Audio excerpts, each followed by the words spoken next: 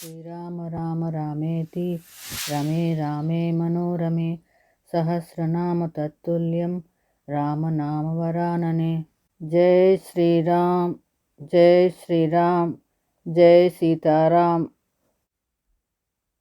రామాయణ అనుభవం 76వ భాగము. చిత్రకూటంలో రామభరత సంవాదం కొనసాగుతోంది. అన్నయ్య, నీ వంటి వాడు లోకంలో మరొకడు ఉండడు. ఇదేమిటిది? దుఃఖం నిన్ను బాధించడం లేదు, ప్రీతి నిన్ను ఆనందింపజేయడం లేదు. నువ్వు సర్వజ్ఞుడివి, మహాత్ముడివి, సర్వదర్శివి, బుద్ధిమంతుడివి, జ్ఞానివి. నిన్ను ఏ దుఃఖమూ ఏమీ చెయ్యలేదు. నా తల్లి చేసిన పని నాకు అనిష్టం. నువ్వు నా పట్ల అనుగ్రహం చూపాలి, దయ తలచాలి. ధర్మబద్ధుణ్ణి కాబట్టి ఊరుకున్నానే గాని లేకపోతే ఈ పాటికి కైకేయిని సంహరించి ఉందును. అటువంటి జుగుప్సితాన్ని రఘువంశంలో పుట్టిన నేను ఎలా చేస్తాను చెప్పు? అలాగే తండ్రిని నిందించలేకపోతున్నాను. ఇల్లాలికి ప్రియం చేయాలని ఏ ధర్మాత్ముడైనా ఇలాంటి పాపం చేస్తాడా? సరే, ఏదో అయిపోయింది. తండ్రి చేసిన పనికి ప్రతిక్రియ చేయాలి నువ్వు.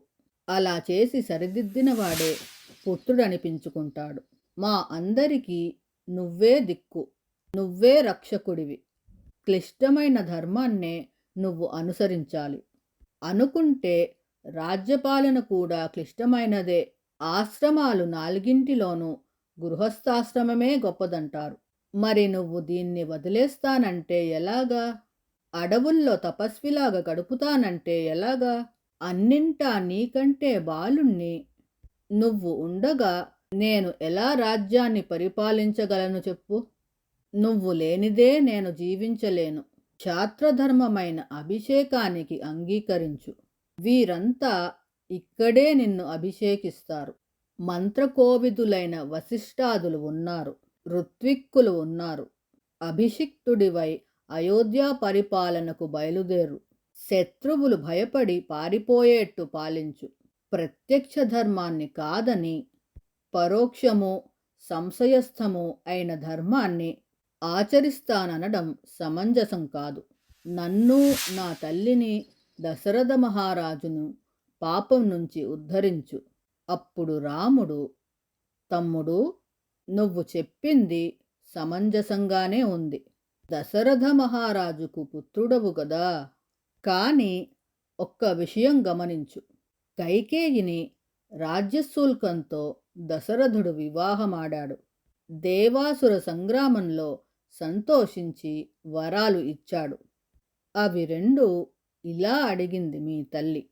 తండ్రి మాట నిలబెట్టడానికే సత్యవాదిని చెయ్యడానికి నేను అడవులకు వచ్చాను. నువ్వు కూడా వెంటనే అభిషేకం జరిపించుకుని తండ్రి మాట నిలబెట్టు. నా కోసమైనా మహారాజును రుణ విముక్తుణ్ణి చెయ్యి. మీ తల్లికి ఆనందం కలిగించు.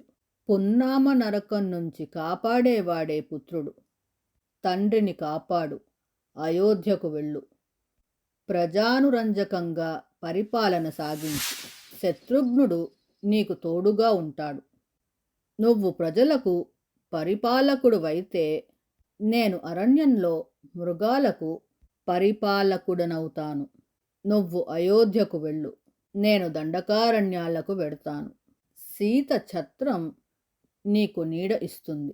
వృక్షఛాయలలో నేను సుఖిస్తాను. నీకు శత్రుఘ్నుడు, నాకు లక్ష్మణుడు. మనం నలుగురము తండ్రిగారిని సత్యసంధుణ్ణి చేద్దాం. భరత, విచారించకు.